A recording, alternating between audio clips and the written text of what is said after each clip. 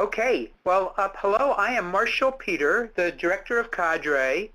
Thank you for joining Cadre's webinar with Ann Turnbull, Trusting Family Professional Partnerships, Preventing, Resolving, and Moving Beyond Disputes.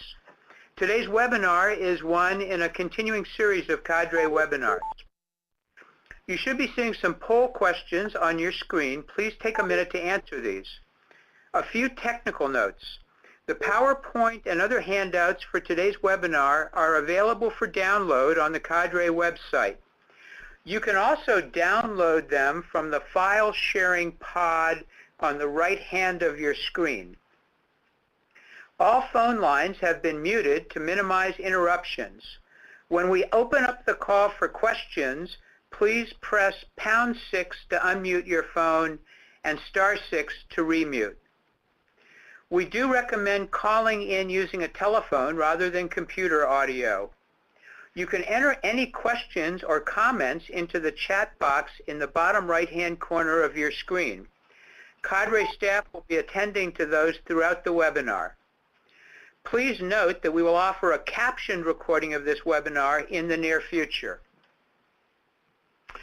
Our presenter today, Dr. Ann Turnbull, has been a professor, researcher, and advocate for individuals with disabilities, their families, and service providers for 4 decades. She has authored 32 books and over 250 articles and chapters. In 1999, she was selected as one of 36 individuals who have changed the course of history for individuals with intellectual and developmental disabilities in the 20th century. Her greatest learning has come from her son, Jay Turnbull, who she has always called her best professor about the needs of individuals with significant disabilities over the lifespan.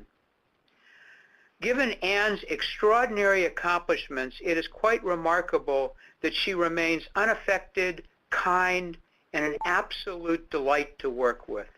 She's an inspiration. And with that, I'll turn it over then to Dr. Ann Turnbull. Thank you so much, Marshall. That was very kind of you. And hello, everyone.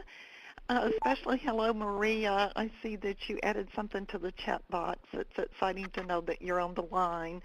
And I'm really, really happy to have a chance to share with all of you. And I'll go through the presentation for about an hour or maybe, about an hour.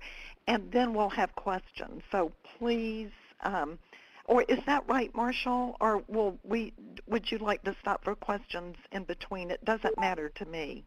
No, I think that what you propose sounds fine. If there's a question that feels like it's really burning that turns up in the chat box, then I might interrupt you. But I think going for an hour and then taking questions would be fabulous. Okay, great. Now, I am not seeing those little arrows on the bottom of my PowerPoint that I saw when we had the practice session oh, there they are. Okay. So, first of all, I want to thank Marshall and his assistant, Noella, who have been absolutely delightful from beginning to end in setting all of this up. You've been a great help to a person who's not very technically competent. In the response to intervention lingo, I probably need tier 3 intervention. Okay, everyone. I want to first introduce you to J.T. Turnbull. I see you can always see your own typos as soon as you don't have a chance to fix them anymore. And that should be quotation marks on the ending of JT as well, JT Turnbull. JT was the son that Rudd, my husband, and I had for 41 years on this earth. Jay very sadly and very unexpectedly died of a massive heart attack about 5 years ago. So this is Jay at his 40th birthday. It's 1 year before he died. And he had an absolutely wonderful, inclusive adult life of working at the University of Kansas for 22 years of having his own home, of having friends throughout our community. And this was a young man who had been expelled from the only adult service program in our community when he was 21 years old for very inappropriate and aggressive behavior. Jay had multiple disabilities, including an intellectual disability, autism, and his greatest challenge was a bipolar disorder. That depressive cycle was just cruel.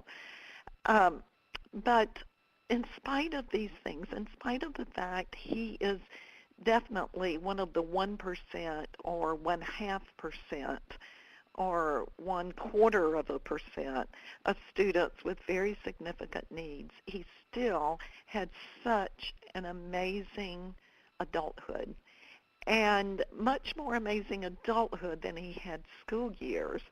But all of this came about through trusting partnerships with professionals, trusting partnerships with community citizens, trusting partnerships with the police, with the members of the church, with the bus drivers, taxi drivers. Partnerships were really the name of the game.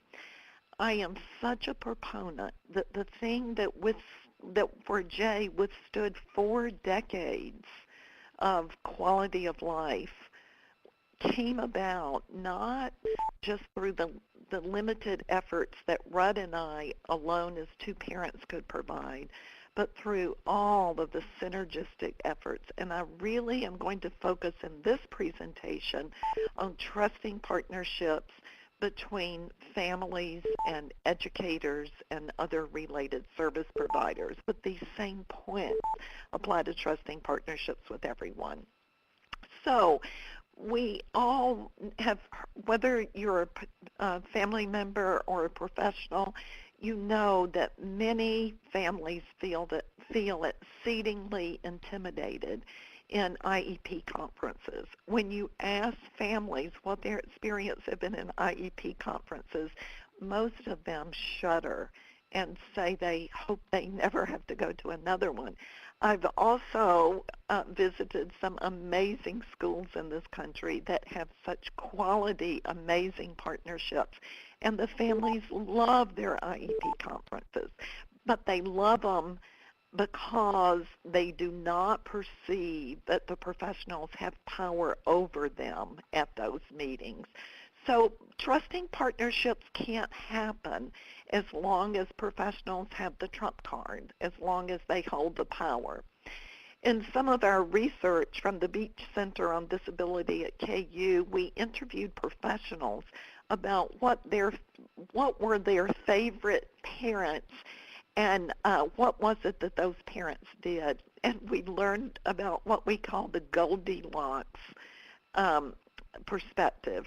And the Goldilocks perspective was that they really reported that they get upset if parents participate too little, and they get upset if they participate too much, but they want them in just right.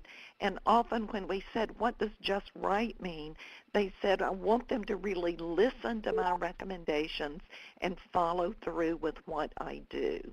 That kind of perspective is still a power perspective because they weren't talking about reciprocal problem-solving conversations, but rather more the one way. But the reason I bring this up on this slide is many of the professionals we interviewed went on and on about families who come in with recommendations of evidence-based practices or a particular approach to instruction, that they really consider this as families minding their own business. Minding the professional's business rather than minding their own business. So we have to, from families, we have to help families realize that there are many professionals who have a hard time listening to those recommendations, And first of all, professionals need to be open to parents' instructional recommendations. And secondly, families need to know how to communicate that so it doesn't put a professional on the defensive.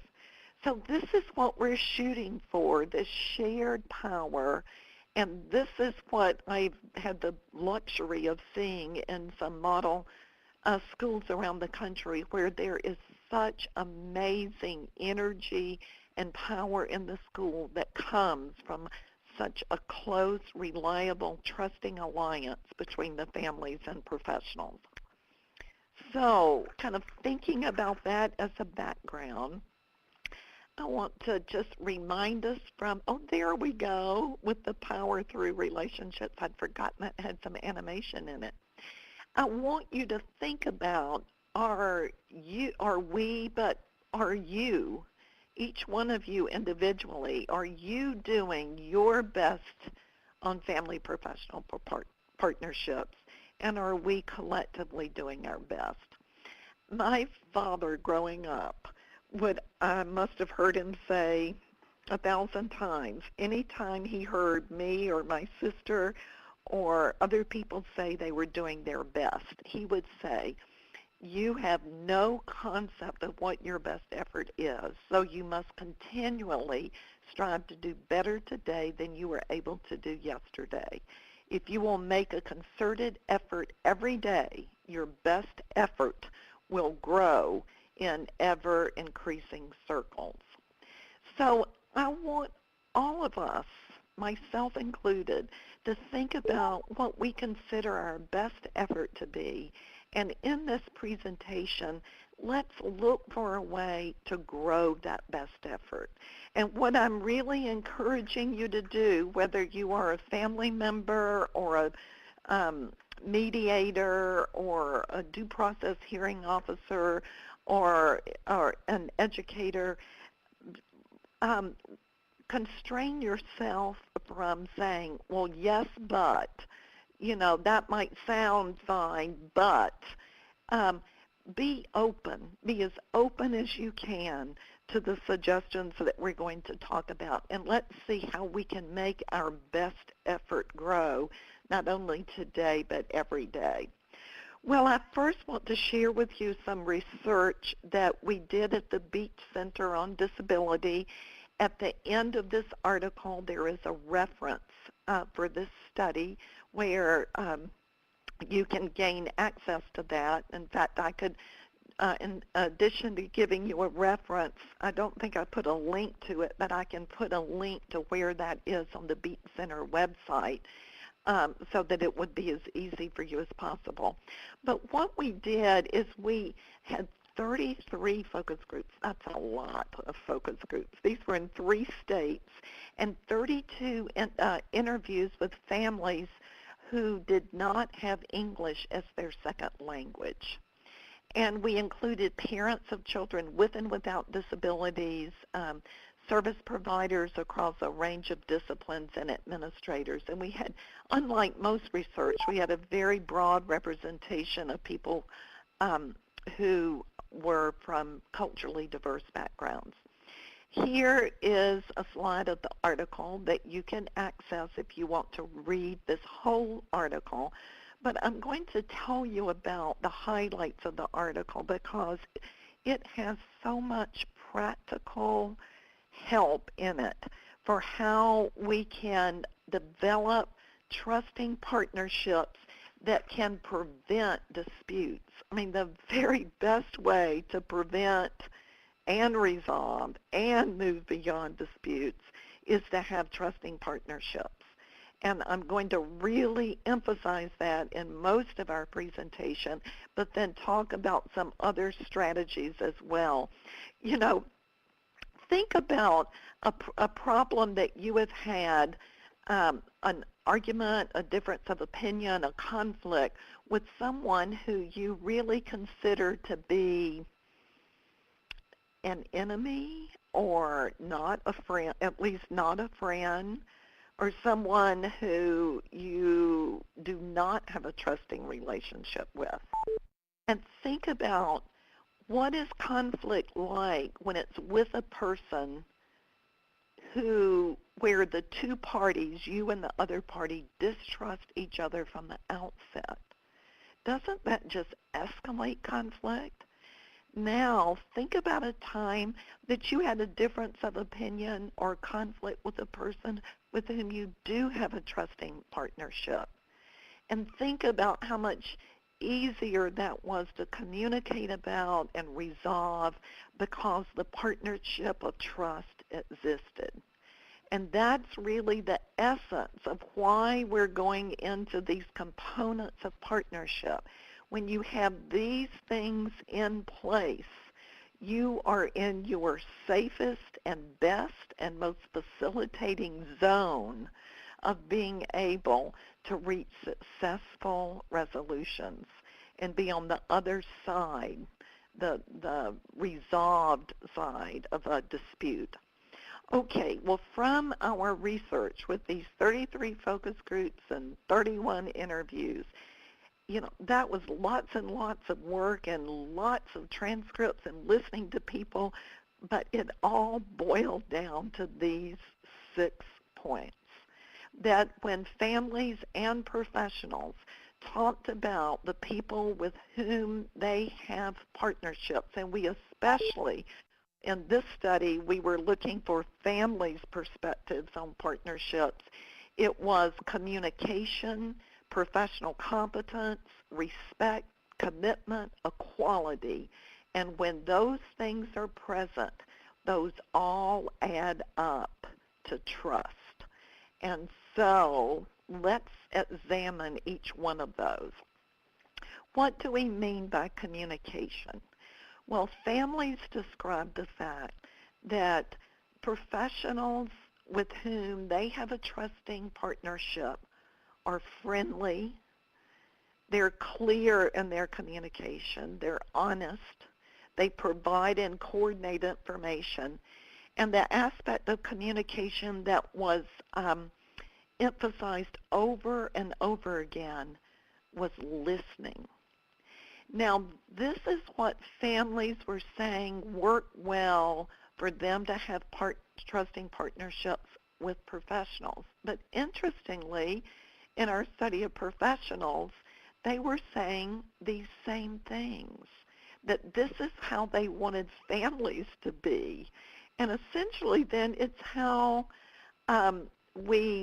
that being able to engage in a collaborative partnership to make educational decisions, these indicators are really important. I want you to take a minute and read this. I'm not going to read it out loud. Everybody read it for yourself, please.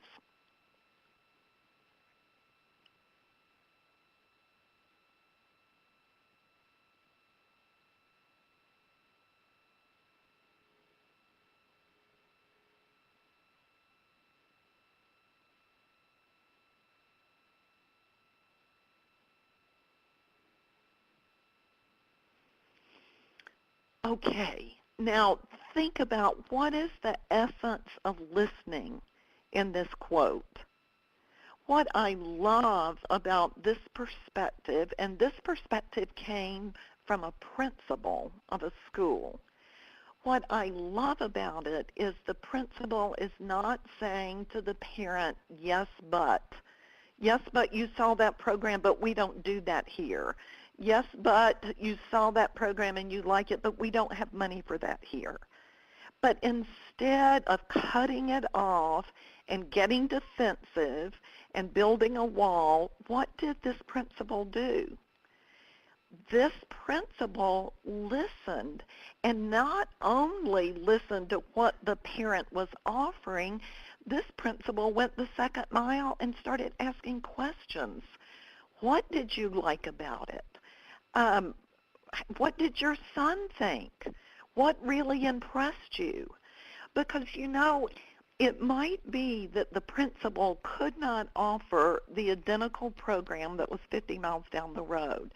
But if the principal learned the details from listening about what this parent really wanted, maybe the principal and the parent and other partners on the team could figure out how to create an opportunity for those things that really impress the parent to happen.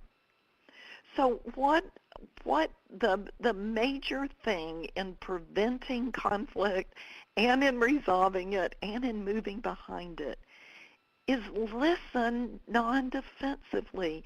Listen with your heart as well as your ears. Listen for ideas that maybe if you can't do the whole thing, you could do some of it. And if you do that, and if that occurs in your school district, mountains can be climbed. Now, let's think what a family might do in listening to teachers.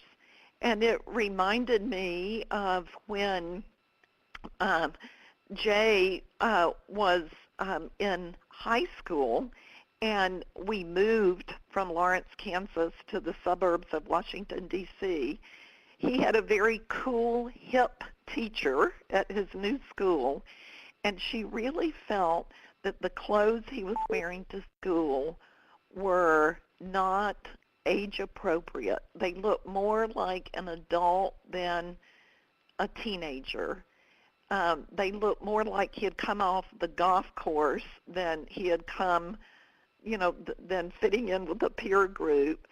And she, within the first 10 days of school, had to pull Red and me aside and say, look, I've got something to talk with you that's really hard to talk about, but Jay's clothes is making him stand out and is causing some teasing and bullying that we need to prevent.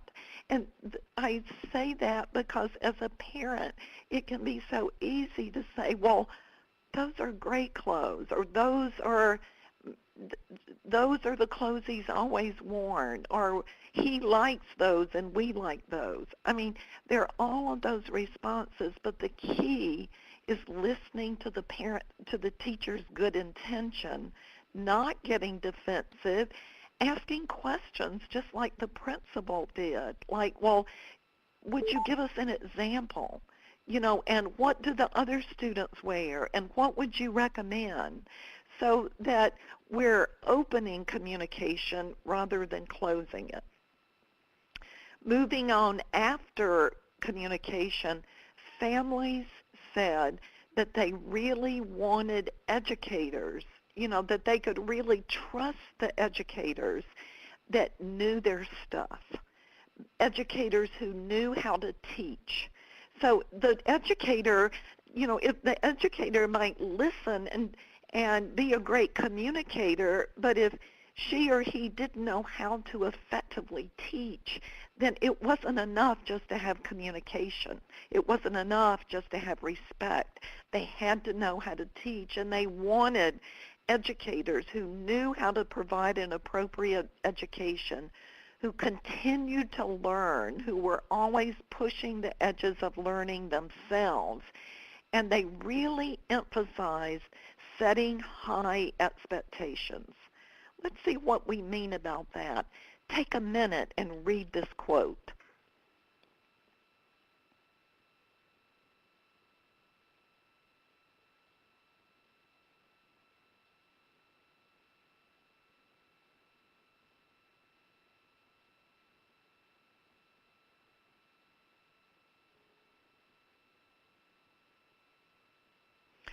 Okay, vision over visibility. As a parent, I can't tell you the number of times that Rudd and I have been told that we're unrealistic, that we're in denial, that our unrealistic expectations are the root of Jay's behavior problems, and that we needed to accept the extent of his disability. I'm reminded of one of the Norman Cousins who wrote books about positive thinking, and I was really struck by a quote in his book that he worries far more about false despair than false hope. So often educators are so worried that families will have false hope, but so many families have so much more false despair than they have false hope. And we never know what's possible. What Rudd and I learned about Jay is, although we were told so often by one of his high school teachers and who was working on transition that we were totally unrealistic, Jay was able to accomplish so much more in adulthood than we thought. I mean, when we look back, we were unrealistically low, not unrealistically high, yet we were accused of being unrealistically high. And so families talk about, maybe that they want professionals who will be open to exceeding expectations. Now, I hope all of you are aware of the amazing movement around the U.S. where young adults who are finishing high school who have intellectual disabilities are going to college and graduating from college. Yes, adults with intellectual disabilities are graduating from college. I mean, 10 years ago, even 5 years ago, who would have thought that could happen? And so I just really want to impress on avoiding and overcoming disputes is to be open and to not be a vehicle for false despair, but to be open to the fact that if we do our best effort every day, just like my father said, and if every day we're able to do a little bit better every day than we were able to do the day before, all sorts of glass ceilings are going to be broken for people with disabilities. So we don't have nearly as much worry about false despair. In terms of what professionals want from families, sometimes professionals are the ones who are wanting individuals, students with disabilities, to have more inclusive experiences or to join in with more of the typical extracurricular activities. And families are ones who are saying, oh, I'm worried, I'm afraid, I want my son or daughter to be safe. And one of the things in trusting partnerships for families is sometimes to really be open to saying, okay, what support would it take in order for me to feel comfortable that this would happen? How can I stay open to the professionals' great expectations, just as I want professionals to be open to my great expectations? So learning that none of us often make major strides without some mistakes along the way. And we don't want individuals with disabilities to be in an unsafe situation. But if we are cloaking them with such tight safety all the time, they're not going to have the opportunity to really live in a fully inclusive way and to experience the things they're capable of experiencing. One thing I think about that is when Jay was a young adult and continuing for many years in his adulthood, there was a wonderful program that started at University of Kansas for college students in organizations on campus to be paired with young adults with disabilities in the community, and Jay got to do that. And sometimes people would say, how can you let him go to the fraternity house? You don't know what's going to happen there. And the best thing that you can do, we could do for Jay to be safe is for Jay to have such trusting partnerships with 8 to 10 of the fraternity guys that they were always making sure that things were as optimal as possible for him. There could have been a number of things that could have gone wrong, but when he had trusted partners, reliable allies within the fraternity, then Rudd and I did not always have to be the ones to make sure that safety happened.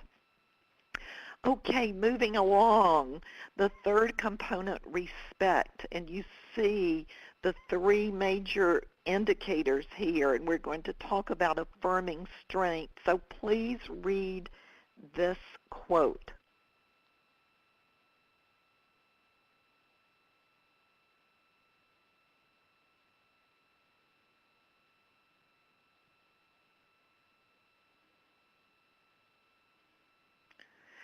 Families love it when they get good news.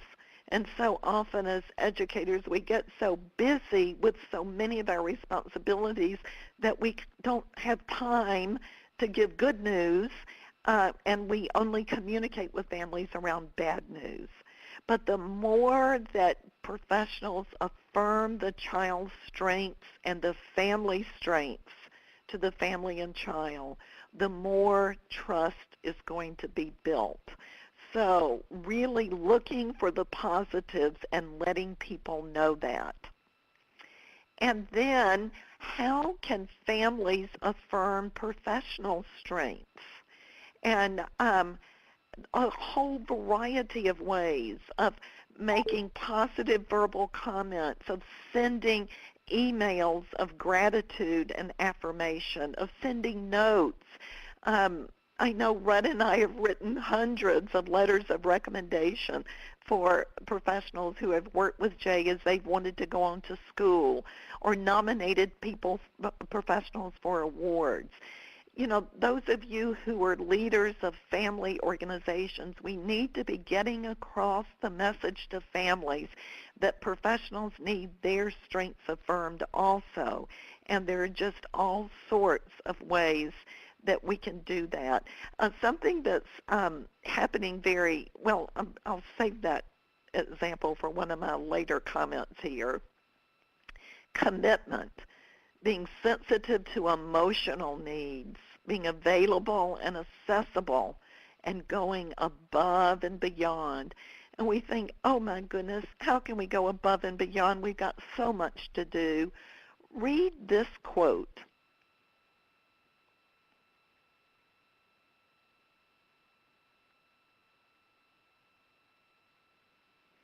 Now, this is truly going above and beyond, and many professionals are not able to take a child for 2 hours. But I tell you what, this parent will go, this mom who said this will go to her deathbed remembering that this professional did it and being forever grateful. If you can't do something for 2 hours, can you have a 5-minute phone conversation of expressing empathy and providing a couple of suggestions for support? Can you, on a child's birthday, or do something over and above? If you know that something's happening in the family of having an illness or a death, expressing your concern or your condolences to families. The more that we can let families know that we emotionally care, the more they will trust us, because they want us to not just treat them in a business-like fashion, but they want to know that we are a reliable ally in a fuller sense. Now, how can families go above and beyond? Families can also honor the special occasions of professionals, birthdays, happy events, sad events, holiday celebrations. Families need to get the message that they need to spread these extra things to professionals, because you know what? We all know that what goes around comes around. And the more we give, the more that comes back to us. So if we want professionals to go above and beyond with us as families, then the best way to make that happen is for us as families to go above and beyond with them. Equality, providing options, fostering empowerment, sharing power. This is a slide that relates back to those slides at the beginning of not having professionals having power over families, or families having power over professionals, but truly having synergistic relationships. Okay, another quote for you to read.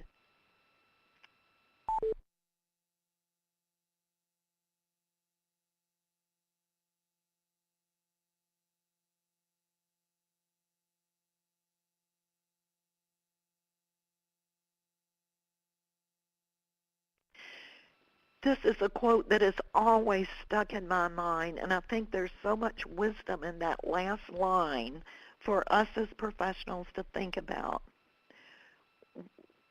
And we can think about it maybe not just in our family or professional roles, but just in our human being roles. When there are decisions that we are going to live with for the rest of our life, hopefully that is a decision that we agreed with to start with. And I think about that sometimes when I'm talking with families, and I really am wishing they would make another decision, and maybe I'm trying to kind of talk them into something, and they're trying to talk me into something different. And I think about this to make sure that the ultimate decision making is with the person who is going to bear the consequences of the decision over the long haul. And I think that's just good advice for all of us in sharing power. And then how can parents share power? Working on systems change to gain necessary resources for professionals to do a good job. So families often can advocate for teachers to have more money for resources than teachers can effectively advocate for themselves. And so in the sharing of power, families need to know that there are things that they can do that can greatly increase the likelihood of a successful situation for for professionals. So let's look at this mobile and think about there's trust. And then on each side of trust, and I'm seeing now that there's one other component, advocacy, that I did not include in this PowerPoint. Advocacy is actually a smaller point that came under our larger category of empowerment. But in this particular mobile, we show that as a separate component. So advocacy of professionals advocating for students to get what they need and what they want, and parents advocating for their children and for the professionals to have the resources that they need. I've had a wonderful encounter this week with the teacher of two of my grandchildren who are 7 years old. This teacher is in Chicago, and she has a listserv where she writes emails, sends emails and lots of wonderful communication to parents. And she also posts photos and sample documents in Google Docs and teaches the parents how to access those. And this teacher, when we visited her classroom, added our name as grandparents to this list. And so now we get the email that the parents get, and when we talk with our grandchildren over the phone, we can talk with them specifically about what's happening in school. So the teacher was really opening up and in some ways advocating and sharing power with us as grandparents to be in the communication stream. She was also communicating very effectively. And what it made us want to do, and we did, is just a couple of days ago I went on Amazon and sent her a gift card for resources. Because that's why what goes around comes around. She was so nice to us, it made me think, oh my goodness, I so appreciate what Carrie Jo did. I want to do something nice for her to reciprocate. And that's the essence of these kinds of partnerships that one good deed leads to another where everybody gets their needs met?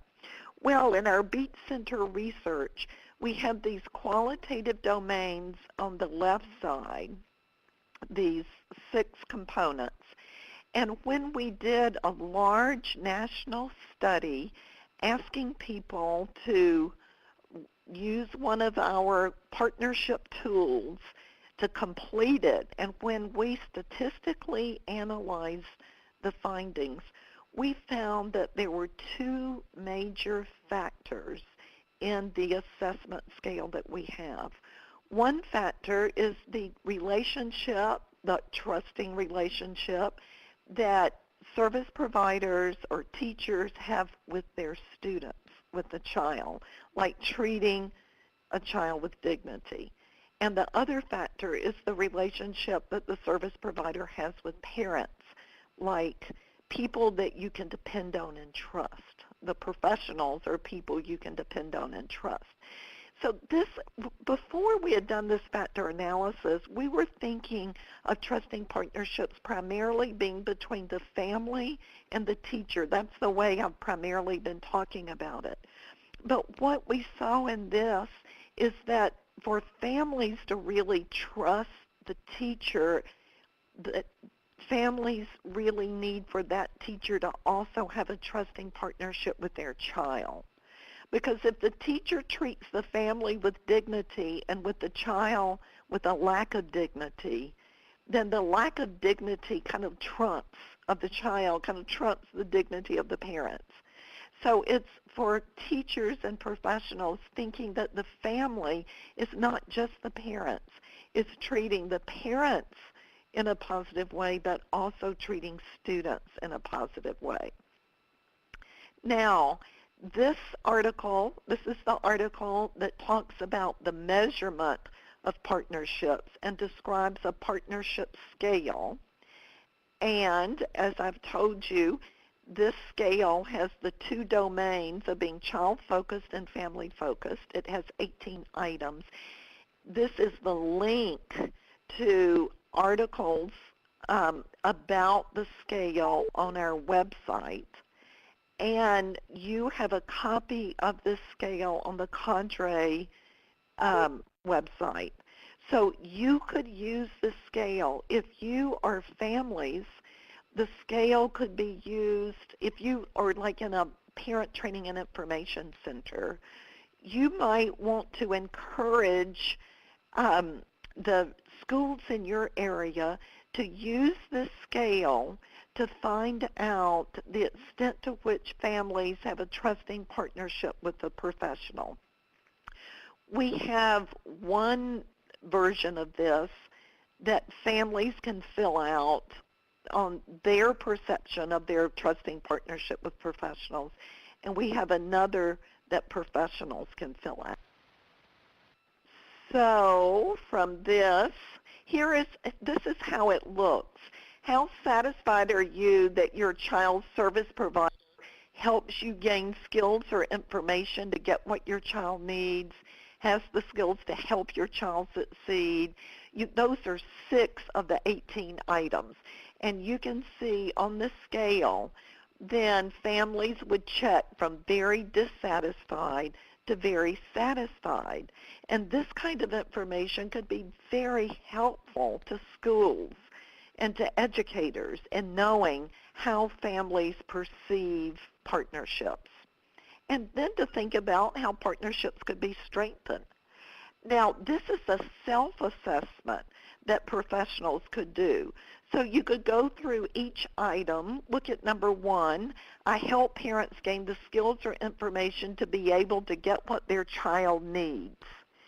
And then professionals could give themselves a score of, say, 1 to 5, and then they could reflect, what helps me do this? What hinders me from doing this? And then what can I do to improve? So a self-assessment like this could be used as part of professional development in school districts to to guide professionals in thinking about how they can improve the quality of partnerships. In terms of our research on family professional partnerships, in one of the studies, we measured the importance that people placed on partnerships in early intervention, birth to 3, preschool 3 to 5, and elementary 6 to 12 years of age. And what we found out is that families from each of the 3 groups placed equal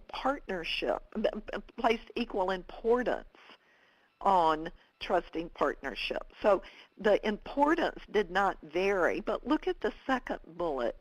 What varied was as children got older, parents became less satisfied. Parents had the best satisfaction, highest satisfaction in early intervention, and then the next highest in early childhood, and their satisfaction at the elementary age level was less than at early childhood and early intervention. Just think if we had gone on and measured middle school and high school, what do you think we would have found? Probably we would have found that as children get older, parents place relatively equal importance on partnership, but they have less satisfaction. That's kind of sad, isn't it? That as children get older, partnerships are less successful. And that's something we need to address and change. Interestingly, look at this top bullet. Families with low incomes rated all the items as equally important as compared to middle and high-income families. But guess what? Low-income families were significantly less satisfied. Often, there's a lot of research that suggests that as professionals, it's often harder most professionals are middle class, middle income, and it's harder to develop partnerships with people who are characterized by diversity. And that's something that needs to change. Now let's look at the second bullet. Families who have higher satisfaction with partnerships also have higher family quality of life. Wow.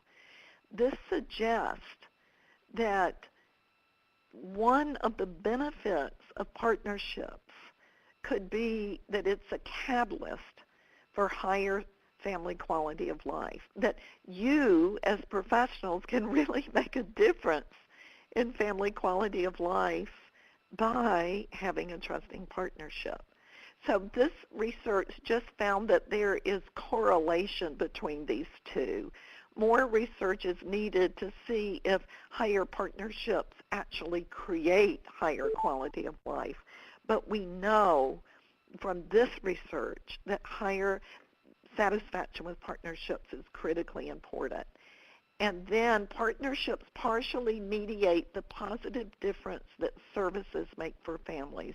And this means that families who have more services and better services typically have a higher quality of life, and that part of that is having a positive, trusting partnership. Okay, well, here is this mobile again, and I want some of you may have used this book in a course. Others may have seen it. This is the most recent edition of the textbook that Rudd and I and several of our friends and colleagues have written that is the most frequently used textbook used in departments of special education in community colleges and four-year colleges and universities to prepare special education teachers to develop trusting partnerships with families. And this book is now, it has a family systems orientation where we look not just at parents, but at brothers and sisters and grandparents and the whole family system. in the book, there's a strong foundation on the history and legal background of family partnerships in terms of what IDEA requires.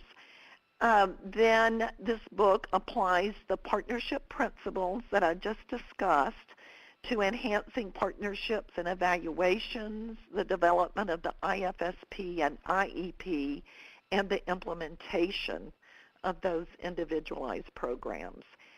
And it has an extensive website.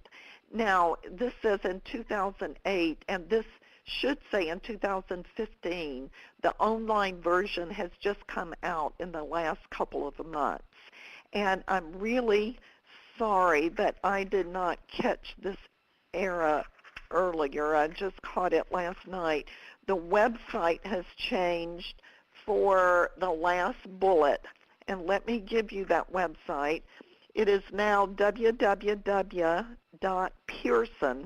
P as in Paul, EARSON, Higher Ed, all one word, pearsonhighered.com. If you go to that website and if you use the textbook in a course, or for those of you who work at a parent training and information center, you might be able to get this access also. On this website, there are free PowerPoints of the key points in each of the chapters, and there are test questions and some sample case studies that can be used. If any of you from parent organizations have a hard time getting access to the free material, email me, and I will be happy to work with the publisher to do everything I can for you to have access. And my email is on the front of the PowerPoint, turnbull@ku.edu. Okay, we've got just a little less than 10 minutes before I want to open it up for questions. So I want to show you a couple of resources. This page is a resource to an online module that I developed that is part of the website at the University of North Carolina at Chapel Hill. Some of the staff at the University of North Carolina had a grant from the Department of Education to develop online modules that could be used in professional development, particularly community colleges and colleges and universities. This module could also be used by parent training and information centers and other family-oriented programs for workshops and training. And what it has is a case study. It starts with a case study of a family that of a child in early childhood, at the early childhood level. And then it follows that family through in outlining what do we mean by trusting partnerships, what is the best available research on trusting partnerships, what is the policy. There's a great handout on research findings on partnership. There's a great handout on policy, a policy summary of Part C and Part B related to family partnerships. And then the components that we talked about, the communication and respect and equality and empowerment, there are examples of what professionals can do in each of those components to positively develop a partnership. And one thing I really like about this is that we broke it down into how you, at the beginning stages of partnership, what you do initially, kind of how you can take another step in activities between professionals and families when you're kind of at a middle level of trust, and then kind of more of what can be explored when your trust is solid. So there's this evolution from beginning trust to solid trust. And this, I think, is a very helpful professional development tool that puts into practice through many handouts and many video snippets what we've been talking about, and it's free. Now, I wanted to make just a few comments before we open up for questions about moving beyond disputes. What I have primarily talked about is how you build trusting partnerships to prevent disputes and to resolve disputes through developing these key components of trusting partnerships. What do you do after disputes to often, just as all of you know who are interested in this webinar, disputes often are about services or placements or opportunities that families think students to which families think students are entitled, and which the school has some resistance to providing. And often after a dispute, how do you go about ensuring that the child has the best, when I say child, it could be a teenager or young adult, has an appropriate education, and hopefully an education that is going to lead to IDEA's outcomes. Let's review quickly those outcomes. Equality of opportunity, full participation, independent living, and economic self-sufficiency. Those are hard outcomes to accomplish. And what I just wanted to leave you with, and if people are interested, and Marshall and Noella, if you're interested, I would be happy to do another webinar on group action planning. It is the thing that catapulted Jay Turnbull from a segregated, sheltered workshop type of transition that the school was encouraging him to go into at the end of his high school, to having a job for 22 years at the University of Kansas and having his own home and his own friends after, remember, being expelled from the adult service program that provided the segregated services because they felt he was not capable enough to participate in segregated services. So this process involves inviting, and for Jay, I'll just put it in that context, it involved inviting the support of his sisters and his parents and his neighbors and his housemate and his coworkers and people from our church and people from the fraternity on campus where he hung out to come together and to creatively, one step at a time, figure out how is he going to have a job, how is he going to have transportation, how is he going to have a home, how is he going to have friends, how is he going to manage his stress. All of those things take an enormous amount of time. And after a dispute, often things are pretty shell-shocked, in terms of what is the program that's in place. And so because we don't have time to go through group action planning today, you do have a handout on the Cadre website that takes each of these components of group action planning and gives you very practical suggestions of what can be done to put together a team. And honestly, friends, when Rudd and I were doing this, and this was 25 years ago when we started group action planning,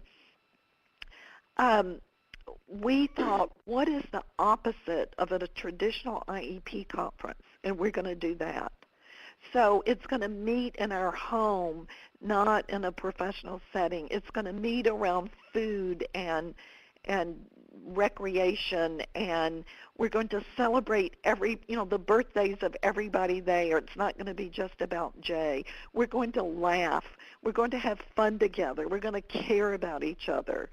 And we created the essence of trusting partnerships not only with professionals but with the community citizens who could make or break Jay. Sometimes we would invite restaurant owners of restaurants where Jay liked to hang out so they could kind of learn about how to best support him.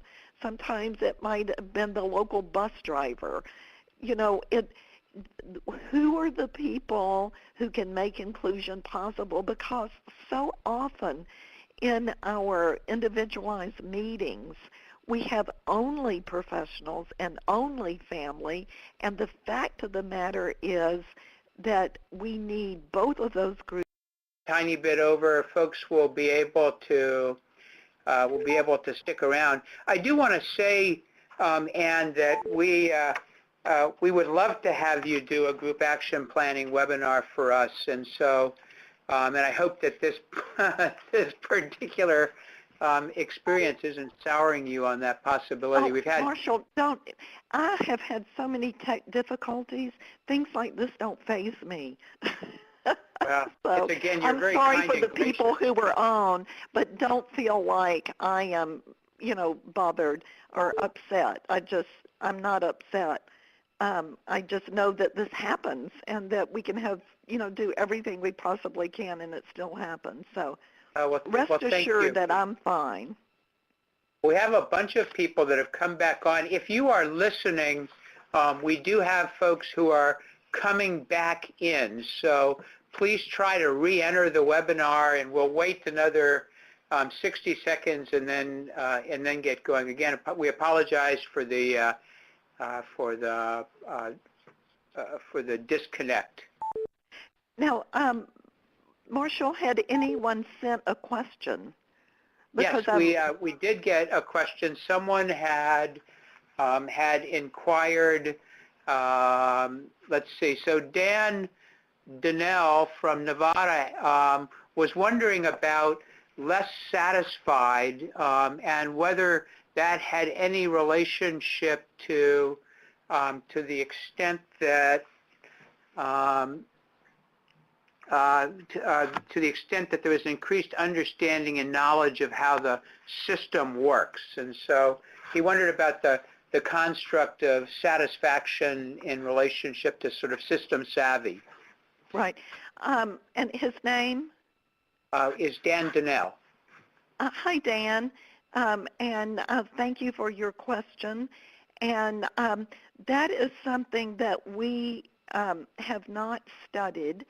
And any of you who need to maybe do a thesis or a dissertation or interested in any evaluation or research projects, we are eager for people to use the partnership tool and to explore the very good question that you asked. So I don't know.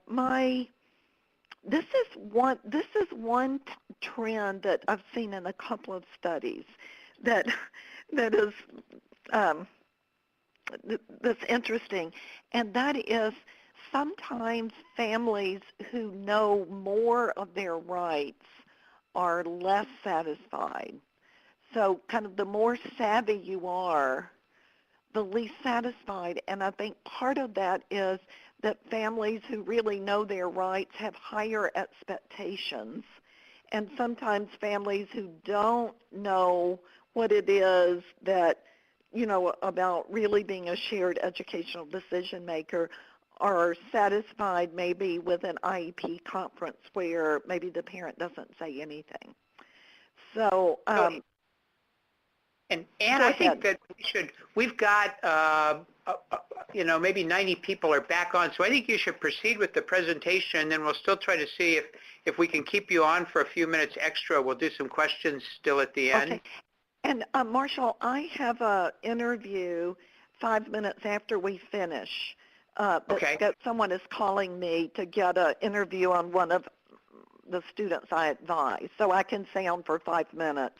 I'm sorry Okay. that I had that scheduled so tightly. But I was really just about done.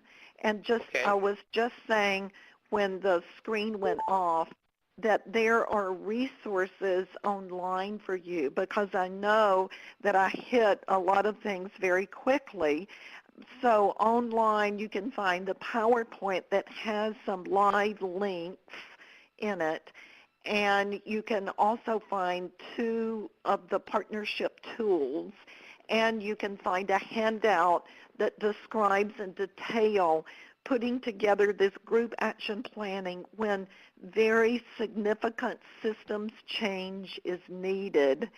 And I was especially thinking about once disputes are over, how do you pick up the pieces and put together the best educational program for the child, for the student. So those resources are available to you, and we could use the rest of our time for questions. Okay. Well, Jacqueline Lukashevitz, and I apologize if I'm not saying that name correctly, was wondering what you do when you are at a stagnant place after doing all that has been suggested. So, hi, Jacqueline, and I'm assuming that this is a situation when, and I'm not, Yep.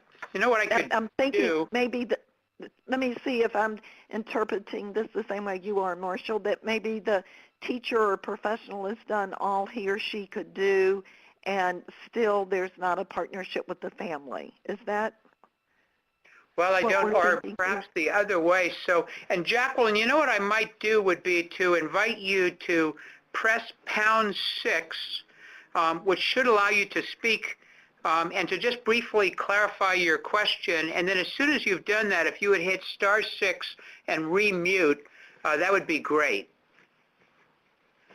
Can you hear me? Yes. Hi, Hi, Jacqueline. this is Jacqueline. Thank you And for giving me tell the us, opportunity to Jacqueline, ask my tell us a question. little bit about your question. Yes, actually I'm a parent, Okay. and everything that you've talked about today is excellent. And I am a highly informed and educated parent, so I related to your last statement. We are in dispute with a service provider for our son, and we have done all that you have mentioned in every way that you have mentioned, and we are at a place where we cannot move forward, and I just don't know what to do next. And Jacqueline, will you hit then, please, *6 to remute, and Ann, take it away. Yes, thank you. Okay. Thank you, Jacqueline, for sharing that. And first of all, I just say my heart hurts when I hear that, because I feel that I've been in that situation before, and it's really a painful, lonely place to be. So I hear what you're saying. And what I would say is keep doing the positive things that you're doing. But if you have done all that you can do and you're still not getting what you need and what you think is in your child's interest, then move ahead in making the strongest case that you possibly can. You know, this is what I believe, you know, if at all possible, spread as much kindness and facilitation of getting on the same page. But if you can't do that, do the very best job to fight your corner successfully and be wise and be savvy and be tough to move it ahead. You know, because there's sometimes when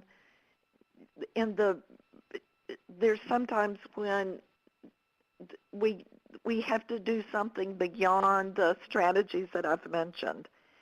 And so that's when you get your case together. Another thing that comes to mind is if you know of any families in your area who have been successful with the same school district on any dimension, find out what was it that enabled them to be successful. So try to learn from success. And then, maybe having a meeting with the powers that be and say, to lay out, you know, you may want to take the PowerPoint from this webinar and say, I just want to say to you, I have tried each of these things, and I'm not getting success. And I know my option is to pursue dispute with full vigor. I would rather not do that. What do you suggest of how we can come to a point of mutual agreement? So you really seek, you invite them to meet you, and then you might consider a mediator, and maybe you've already done mediation, but to think, how can you, with the least conflict, how can you get what you need? But Great. I'll just say, because I've had to fight my corner and fight it with everything in me. So when it gets to that point, you do it with gusto, girl. You go, girl, and you send me an email and tell me how it went, okay? Thank you, Ann. We have one other quick question, and then I'm going to wrap things up and let you get to your call. But I've got written all over my paper here, group action planning webinar. And so Good. we'll follow up with you and try to figure out a time that we Okay. might schedule that. But we did get a question from Janice Sabat, who asked, do schools who make a conscious effort to hire a very diverse workforce have an easier time at creating these trusting partnerships? I think, I can't think of any research right off that has documented that, but my experience is, yes, that by having diversity on the school staff, and by connecting to the diversity of the family and student community, that is a bonus, and the more that we can permeate our school districts with diverse professionals, it's going to ultimately be good. And what I hope will happen in those schools is that people will really listen to folks who come from a different background to try to stand in the shoes of those professionals, and then to take the step of trying to stand in the shoes of the families and students. And I know one of my greatest teachers was a very smart, savvy, civil rights, African-American mom from New Orleans, Ursula Markey, who I really felt I got cultural diversity and that I was sensitive. And Ursula really taught me a lot of things, and it really required me to not get defensive when she took me to the woodshed, but to learn from her. And so we must be open to learning from folks who want to share experiences that are different. And that reminds me that my very last slide, before we got cut off, I was going to show you that circle of best effort. And in the circle, that red center that you saw at the beginning was going to grow. It was going to get bigger and bigger. And I want to go back to that and to say, let down your defenses. Listen to the other parties. Listen to people who are coming from a different point of view. Find strengths that they have. Look at ways to share power. Look at ways to demonstrate your competence. And all of these things, we can grow every day. Every day we can get better and better than we were the day before. And when we do that, we truly are going to transform some of schools. And I told you I've seen schools. I've seen one of the examples is the Wish Elementary School in Los Angeles, very close to the Los Angeles airport. The parent power in that school blew me away. The trusting partnerships of everybody in the school where they are all working for the social justice of every child. It is fully inclusive of students with some of the most disabling conditions. Marshall, the principal of that school, would be a wonderful webinar presenter. They have done it. And remember, more and more schools can be that way if we grow our best effort every day. Well, Ann, I have to say this has just been absolutely fabulous. As I mentioned earlier, it's really a treat working with you, and added to the kindness and consideration that you showed throughout the process. I also have to say that I really am knocked out by your unflappability. I would have gone totally on tilt when we disconnected, and you just stayed right in the zone. So it's really wonderful working with you, and we will be in touch to arrange a future webinar. Right. Well, it was totally fun, and I think that's one of the gifts that Jay gave me is through, the different adventures that we shared with him. I think Rudd and I've ended up in a place where whatever happens, we can go with. That's right. Well, on that note then, so I want to thank everyone for joining us today. Thank you so much, Ann. As you'll see, please take a minute to go to a very brief SurveyMonkey to evaluate today's webinar. We appreciate you taking a few minutes to provide us with your feedback. I also want to let you know that our next webinar, Playing Nicely Together, Family-Centered Practices to Help Practitioners and Families Work Together, will be on May the 19th from 11:30 to 12:45 Pacific Time, 2:30 to 3:45 Eastern Time. More information about that webinar is available on the Cadre website. And this webinar today will be recorded. We will actually have some details up about that upcoming webinar on the screen, but the webinar that you've heard today will be available on the Cadre website and will be captioned, and so check back for that in the future, and thank you for your patience with the technology. We will make sure that we're in better shape for future webinars. Thank you all very much, and please make Cadre your homepage. Bye. And Marshall and Noella, thank you. This wouldn't have happened without both of you, so thank you very, very much. And thank you, participants. It's been a joy to connect with you. Yeah, it's a gas jamming with you, Ann. Good. Bye. Bye.